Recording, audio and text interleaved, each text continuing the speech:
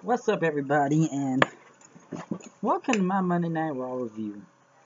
Oh, and I'm sure a lot has happened. I don't even think I did last week's episode, but if I did, and I may have forgotten, let's get on the important part before we begin with anything else.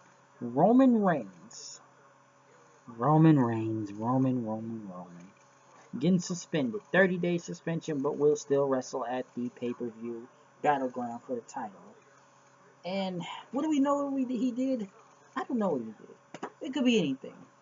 Steroids, weed, Adderall, over-the-counter drug. I don't know, but it's the only reason why they got the belt off this guy in the first place, to be honest, because I believe WWE already knew. But they rather let him compete on Raw and Money in the Bank, which he lost the title, and Dean Ambrose is the new WWE champion right now after Money in the Bank cashed in after Seth Rollins won it. But then there was a main event. But as soon as that was announced on Monday, the next day that happens, boom, Roman Reigns is suspended for 30 days. It's his first offense, and he will make it back before Battleground. And I look at this as in a way as, wow, will it really help him? Some people think that, oh, this will be good for Roman if he's gone for 30 days. No, it won't. Let's get one thing straight. Anybody that fails the wellness plan is never good for anybody. You can be the top star. You could be John Cena. But then again, as some people say, Randy Orton was suspended 2 times from the wellness policy, but he was able to regain the WWE Championship again. He was still pushed. He still got the belt for a very long time after getting, failed 2 times. Sometimes it depends who you are in a way. There have been people that have failed the wellness policy, but they just failed with Adam Rose, and that's a recent one, really, and I guess that guy from the Ascension or whatever. But Roman Reigns, though, this is a top star. This is Vince's top guy. This is the guy that's supposed to be the man or whatever, which they're pushing to the freaking moon already, and no one gives a living crap about him, but this is Vince, and I'm sure he's shitting his pants right now what he's going to do, since your top guy that was the WWE champion failed the wellness test. And he's supposed to be there for a triple threat, which he will make it 2 days prior to it, so he will make it to the pay-per-view. And some people, I've seen a lot of people make fun of him, really, and we don't know what he took. I don't know what drug he took. It could be anything. Sometimes I think it's funny when people make parody or like a song like, because Roman get high. He was gonna be the WWE champion, but then he got high. Now Dean Champions is pissed, and I know why. Because Roman got high. Roman got high. Roman got high. La da da da da. Which is funny. He was gonna break John Cena's record before he got high. But still, what does this mean for Roman since he's failed it? I don't know. But I guess he still will be at the pay-per-view, but I don't know if he's going to win the WWE title. I'd be surprised if he wins, because Vince is going to find a way. But then again, it's a lot of hypocrisy with this, with the wellness test, and a lot of people call bullshit on it. Because, okay, yeah, Roman Reigns gets suspended for 30 days, but Titus O'Neil gets 60 days for this, personal conduct or whatever, putting his hands on Vince, and he gets 60 days? It's stupid. This is retarded in a way, and I see some of these people say, oh, on the internet, the soccer moms really gonna say, oh, well, Roman apologized and owned up to it.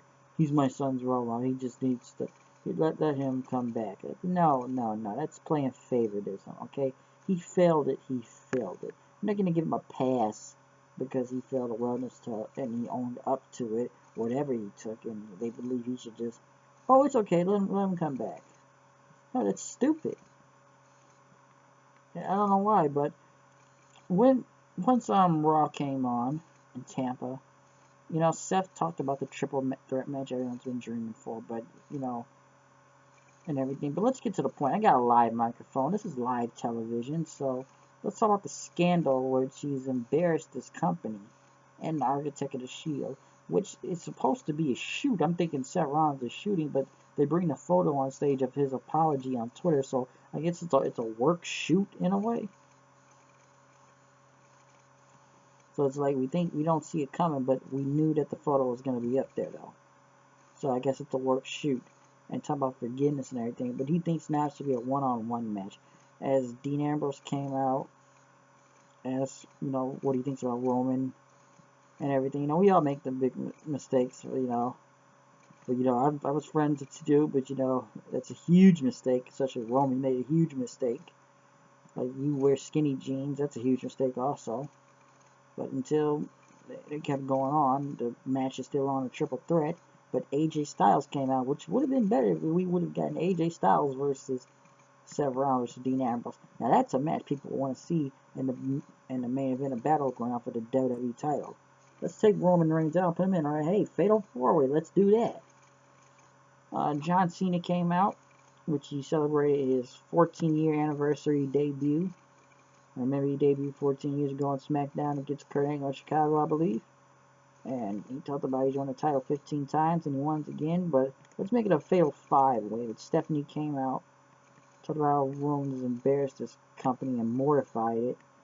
She's mortified by it. But Stephanie says, you know what? Here's what we're going to do. If this main event's going to get changed, everyone's going to have a one-on-one match. Seth Rollins versus John Cena. And Dean Ambrose versus AJ Styles. And whoever wins gets to be in the main event. But at least they addressed the whole Roman Reigns thing instead of acting like nothing happened. Charlotte and Dana Brooke went against Sasha Banks and Paige, which pretty much Sasha Banks was killing the whole thing out there, winning with a bank statement, so she pretty much made Dana Brooke tap out. Rusev went against Titus O'Neil, which they said was the biggest match of Titus' career, since it was his hometown. It was a non-title match, but it was a count-out finish. Kane was talking to Stephanie McMahon, saying he wants to run SmackDown. And so the Miz and Marisa came back from filming the Marine 5. Who watches these movies, to be honest? To be honest, who's still making these Marine movies? No one's liking them. They're just all straight to DVDs anyways. But, he pretty much, Kane said that, you need an insurance agent, pretty much. It's been 30 days, you haven't defended the title, so if you don't defend it, we'll take it away. But, you're going to be at a title match tonight. We'll know who the opponent is. Seth Rollins went against John Cena, which people knew probably the finish was going to happen. But we're still going to get this Cena versus the Club thing, I guess, since AJ and the rest of them came out and surrounded the ring. But Seth took advantage, got the pedigree, and won the match. So I guess we're going to go about the original way. Enzo and Cash destroyed two jobbers until the Social Outcast, I guess, returns, as they were on the Marine 5 also. And Enzo and Cash pretty much made sure they didn't get in the ring and knocked them out. And I forgot the Social Outcasts were around. More Darren Young and Bob Backlund videos. Summer Rae was about to be in a match until Natalya was on commentary, and Becky Lynch came out and immediately attacked Natalya as they attacked each other and just broke them up after that, and the crowd was with it. Jericho came out for the highlight reel for Sami Zayn and Kevin Owens. And Sami Zayn said, we need to end this right now and do this at Battleground. Because once the draft comes, we don't know if we're going to be on separate shows. And until Owens admit that he's pissed because he got signed at WWE first. And that ruined their friendship. But he said this is a business move in his career, why he took him out at TakeOver and won the NXT title from him. Because it's business. But he accepted the match. But Jericho says, I'd rather suck you right now to Zayn, but I'm going to let Owens do that. So he pretty much said that everybody needs to sit back and relax and drink it in, man, of the gift of Chris Jericho. As pretty much Owens and Zayn looked at him and kicked the living crap out of him. Super kick and a big boot right there, so they pretty much took him out. Miz came out for his title match, and the first thing he would go against was Kane. Kane, the real Kane, or Demon Kane, as they like to call it, which ended in a count out. The finish was just bad, with Maurice acting like she fell on the ground. I guess her leg was hurt, but Kane barely got a reaction. But it was just bad, and Miz was in the back saying that Marisa had an Oscar-winning performance right there. Cesaro and Apollo Crews against Del Rio and Sheamus, which Del Rio kicking Sheamus pretty much left everybody saying "see, see, see, see," and the crowd was with it as he walked out on Sheamus, and Crews got the pin on him. The New Day came out dressed as the Wyatts. I guess Biggie looks like one, like, I don't know, like Hillbilly Jim out there, cousin Luke or whatever. Since Woods is Harper, which Harper isn't here, and Rowan is Kofi, but nobody dressed as Braun Strowman, though. I guess they didn't need to dress as him. But the Wyatts came out and said, y'all talk about the power of positivity and everything, but how about a man that can't feed his children or somebody trusting anybody? And he said, what do you think, Xavier? What you think? As Xavier was like timid and scared and everything. And pretty much Bray Wyatt said, New Day falls.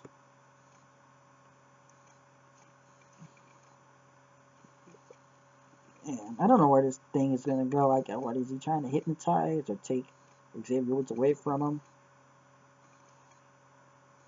But pretty much the New Day winning it back, and we're still being funny, been saying, hey, we want some New Day, and told the Wyatt they need to take those, they need to cut it. As Xavier pretty much walked off stone-faced. Dean Ambrose won against AJ Styles. Whoever wins will be in the main event. Dean Ambrose ought to be in it already since he's the champion. But pretty much John Cena came out and took out Anderson and Gallows as Ambrose pretty much hit the dirty deeds on AJ Styles. Seth was on commentary. After that, Rollins pretty much got in and took out Dean Ambrose. Then as the rest of the club beat up John Cena and beat him up to the stage with the Magic Killer, and pretty much Seth Rollins got another pedigree in. So we're pretty much now back to where we started now. It's still a triple threat, folks. Roman Reigns will still be there, I assume. Well, he'll be there anyway. It's only 30 days. But the show is just like whatever. In a way, it's just like it came and it went.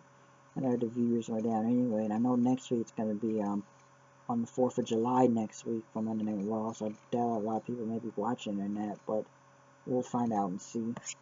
But I'm out of here. I'll see you guys later. Peace.